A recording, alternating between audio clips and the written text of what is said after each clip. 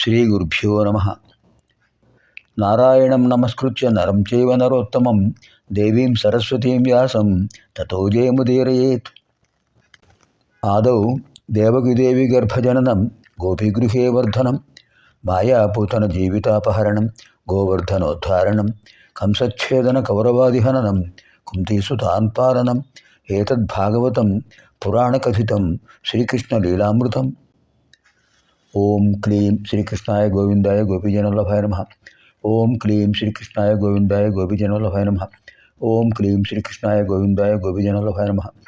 ఓం క్లీం శ్రీకృష్ణాయ గోవిందాయ గోపీజనవల్లభాయ నమః. ఓం క్లీం శ్రీకృష్ణాయ గోవిందాయ గోపీజనవల్లభాయ నమః. ఓం క్లీం శ్రీకృష్ణాయ గోవిందాయ గోపీజనవల్లభాయ నమః. ఓం క్లీం శ్రీకృష్ణాయ గోవిందాయ గోపీజనవల్లభాయ నమః. ఓం క్లీం శ్రీకృష్ణాయ గోవిందాయ గోపీజనవల్లభాయ నమః.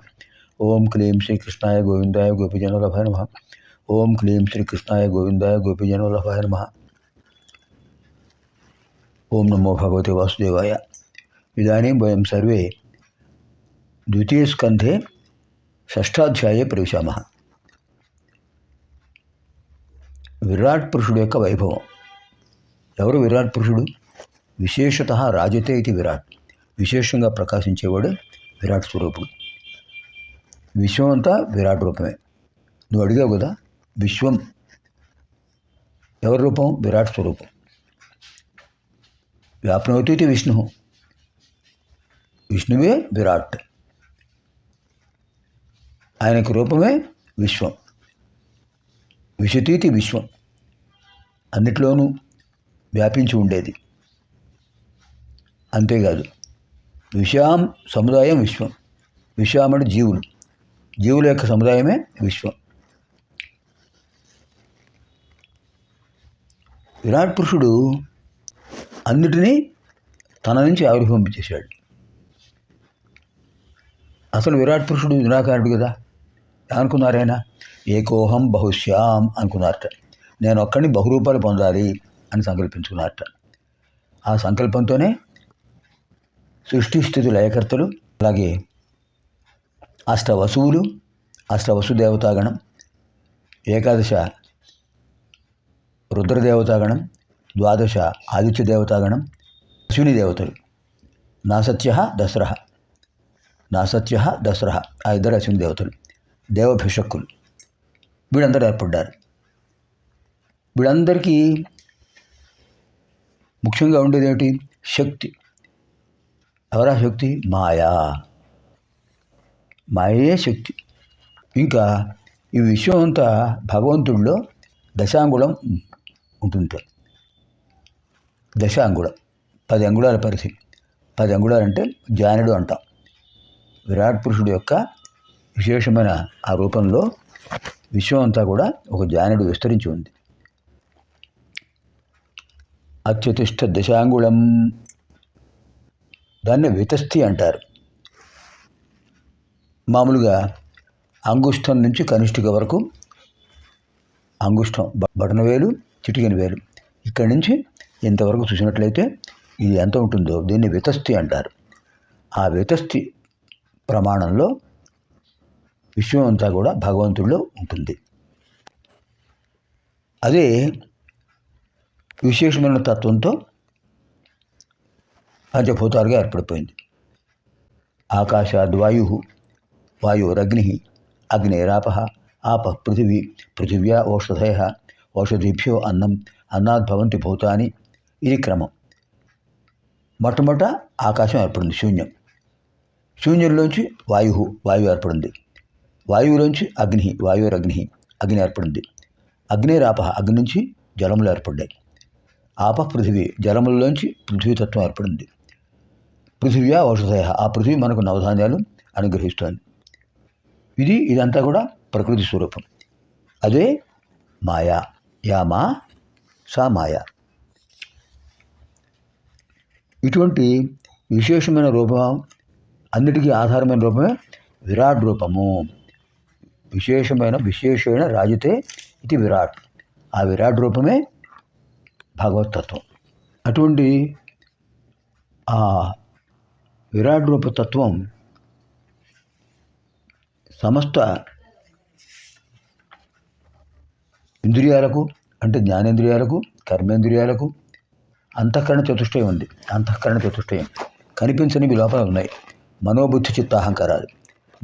మనః బుద్ధి చిత్త అహంకార, ఈ నాలుగిటిని అంతఃకరణ చతుష్టయం అంటారు. అంతఃకరణ లోపల ఉండేటువంటి గుణాలు, అవి కనిపించవు గనక అంతఃకరణ చతుష్టయం.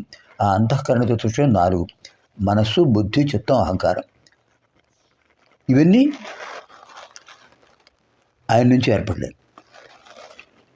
దానికి మనకు ఆధారం ఏంటంటే విశేషమైన ఉపనిషత్తు ఉంది. దాన్ని నారాయణ ఉపనిషత్తు అంటుంటారు. ఓం అథ పురుషో వై నారాయణో కామయత ప్రజా సృజయేతి నారాయణాత్ ప్రాణో జాయతే మనస్సర్వేంద్రియాణి చ ఖం వాయుజ్యోతిరాప పృథివీ విశ్వస్య ధారిణి నారాయణాత్ బ్రహ్మ జాయతే నారాయణాద్ రుద్రో జాయతే నారాయణాద్ ఇంద్రో జాయతే నారాయణాద్ ద్వాదశాదిత్యా రుద్ర వసవస్సర్వాణి ఛందాగుంసి నారాయణాదేవ సముత్పద్యంతే నారాయణే ప్రవర్తంతే నారాయణే ప్రళీయంతే. ఇది ఋగ్వేదంలో ఉన్న విశేషమైన ప్రకరణం. అథ పురుష హవై నారాయణ అకామయత ప్రజా సృజయేతి. నేను ప్రజలను సృష్టించాలి అనుకున్నట్ట నిరాకార పరబ్రహ్మ. అప్పుడు ఏమైంది? నారాయణ ప్రాణో జాయతే, మొట్టమొదటి ప్రాణశక్తి ఆవిర్భవించింది. ఆ తర్వాత మనస్సర్వేంద్రియాణి చ, మనస్సు, బుద్ధి, చిత్తం, అహంకారం. తర్వాత ఇంద్రియాలు, పంచ జ్ఞానేంద్రియాలు, పంచ కర్మేంద్రియాలు. ఖం వాయు జ్యోతిరాప పృథివీ విశ్వస్యధారిణి, పంచభూతాలు: నింగి, నేల, నీరు, గాలి, శూన్యం. నింగి ఆకాశం, నేల భూమి, నీరు గాలి, అగ్ని తేజస్సు, ఇవన్నీ ఏర్పడ్డాయి. ఆ తర్వాత ఆ స్వామి సంకల్పంతోనే నారాయణాద్ బ్రహ్మజాయతే, చతుర్ముఖ బ్రహ్మ ఆవిర్భవించాడు. అనంతరం నారాయణాద్ రుద్రోజాయతే, రుద్రుడు ఆవిర్భవించాడు. నారాయణాద్ ఇంద్రోజాయతే, ఇంద్రుడు ఆవిర్భవించాడు. నారాయణాద్ ద్వాదశాదిత్య రుద్రవసస్వరాంచ ఛందాగుంసి. ఇంతకుముందు మనం అనుకున్నట్టే అష్టవసుగణం, ఏకాదశ రుద్రగణం, ద్వాదశ ఆదిత్యగణం ఆయన నుంచి ఏర్పడ్డాయి. ఇవన్నీ కూడా అంతేకాకుండా ఇంకా ఏమిటి? ఛందాగుంసి, సర్వాణితో ఛందాగుంసి. వేదమంత్రాలు కూడా ఆయన నుంచే వచ్చాయి. ఛందస్సు అంటే వేదం. సర్వాణితో ఛందాగుంసి, వేదమంత్రాలన్నీ కూడా ఆయన నుంచి ఆవిర్భవించాయి.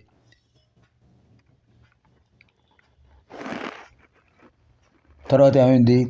ఎక్కడి నుంచి వస్తున్నాయి, ఎక్కడ ఉంటున్నాయి, ఎక్కడికి వెళ్ళిపోతున్నాయి, అదే చెప్పారు. ఓం నారాయణాదేవ సముత్పద్యంతే,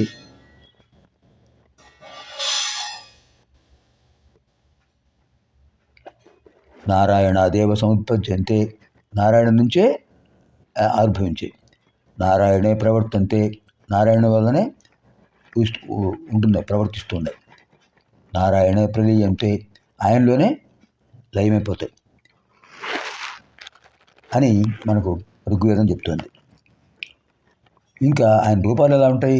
ఓం అథ నిత్యో నారాయణ బ్రహ్మా నారాయణ శివశ్చ నారాయణ శక్రశ్చ నారాయణ దేవా పృథివ్యౌచ నారాయణ కాలశ్చ నారాయణ దిశశ్చ నారాయణ ఊర్ధ్వశ్చ నారాయణ అధశ్చ నారాయణ అంతర్బహిశ్చ నారాయణ నారాయణ ఏవేదగుం సర్వం యద్భూతం యచ్చ భవ్యం నిష్కళో నిరంజనో నిర్వికల్పో నిరాఖ్యాత శుద్ధో దేవ ఏకో నారాయణ న ద్వితీయో అస్తి కశ్చిత్ య ఏవం వేద స విష్ణురేవ భవతి. సర్వం నారాయణుడే. దేవతలు నారాయణ స్వరూపులే. నారం అయనం యశ సహా. నారం అంటే నీరు, నీటిని స్థానంగా ఉంచుకున్నాడు ఆయన. నీళ్ళల్లో ఆయన ఉన్నాడు. నారం అంటే బ్రహ్మజ్ఞానం కూడా ఉంది. బ్రహ్మజ్ఞానం స్థానంగా గల కూడా చెప్పచ్చు, నీరు స్థానంగా గల కూడా చెప్పచ్చు. అంతేకాకుండా ఇవన్నీ ఆయన నుంచే ఏర్పడ్డాయి. దేవా పృథివీ, త్రిమూర్తులు, దేవా పృథివీ, భూమి, ఆకాశం. కాలశ్చ నారాయణ, దిశశ్చ నారాయణ, ఊర్ధ్వశ్చ నారాయణ, అధశ్చ నారాయణ, అంతర్బహిశ్చ నారాయణ. లోపల పైకి, లోపల భాగం, పై భాగం అన్నీ ఆయన రూపాలే. నారాయణ ఏ వేదగుం సర్వం యద్భూతం యచ్చ భవ్యం. జరిగిపోయింది, జరగబోయేది, జరుగుతున్నది అని నారాయణ స్వరూపమే. నిష్కళంక నిరంజన నిర్వికల్ప నిరాఖ్యాత శుద్ధ దేవ ఏకో నారాయణ. ఇది తెలుసుకున్నవాడు విష్ణుతత్వం తెలుసుకున్నవాడు అవుతాడు. అది విశ్వం విష్ణు. వీటన్నిటికి కారణం ఓం. ఓం ఏకాక్షరం బ్రహ్మ. ఓం అనేటువంటి ప్రణవనాదం దాంట్లోంచి ఇవన్నీ ఏర్పడ్డాయి. అందుకని ఏం చెప్పారు? ఓమిత్య అగ్రేవి ఆహరేత్, నమైతి పశ్చాత్, నారాయణాయేతి పృష్టాత్. ఓమిత్య ఏకాక్షరం, నమైతి ద్వయాక్షరే, నారాయణ ఇది పంచాక్షరాణి. ఏతద్వై నారాయణస్యాష్టాక్షరం పదం, యో హవై నారాయణస్యాష్టాక్షరం పదమచ్చేతి. అనపబ్బురో సర్వమాయురేతి, విందతే ప్రాజాపత్యం రాజస్పృశంగో వచం. తతోమృతత్వమశ్రుతే తతోమృతత్వమశ్రుత ఇతి. ఓం నమః నారాయణాయ. ఓం ఒక అక్షరం, నమః 2 అక్షరాలు, నారాయణాయ 5 అక్షరాలు, అష్టాక్షరి. సమస్త దేవతలు ఈ మంత్రంలో ఉన్నారు. ఈ మంత్రజపం చేసినవాడు ఆధ్యాత్మిక సంపద, భౌతిక సంపద, అన్ని సంపదలు పొందుతాడు. భగవతత్వం పూర్తిగా అర్థం చేసుకుంటాడు. తర్వాత ఏం చెప్పారు? ఓం ప్రత్యేగానందం బ్రహ్మపురుషం ప్రణవస్వరూపం అకార ఉకార మకారయుతి తానేకథా సమభరత్ తదేతదోమితి యముక్త్వా ముచ్యతే లోకః ముచ్యతే యోగి జన్మ సంసారబంధనాత్. ఓం నమో నారాయణాయ ఇది మంత్రోపాసకః వైకుంఠభవనలోకం గమిష్యతి. తదిదం పరం పుండరీకం తదిదం పరం పుండరీకం విజ్ఞానం ఘనం. బ్రహ్మణ్యో దేవకీపుత్రో బ్రహ్మణ్యో మధుసూదన. ఓం సర్వభూతస్థమేకం నారాయణం కారణరూపమకార పరబ్రహ్మ. ఓం ఏతత్ అథర్వశిరో యోధీతే. ఇంకా అథర్వవేదంలో ఏం చెప్పారు? ఓం నమో నారాయణాయ అష్టాక్షరి మంత్రం. ఇది అందరికీ ఆధారం, సృష్టికి ఆధారం.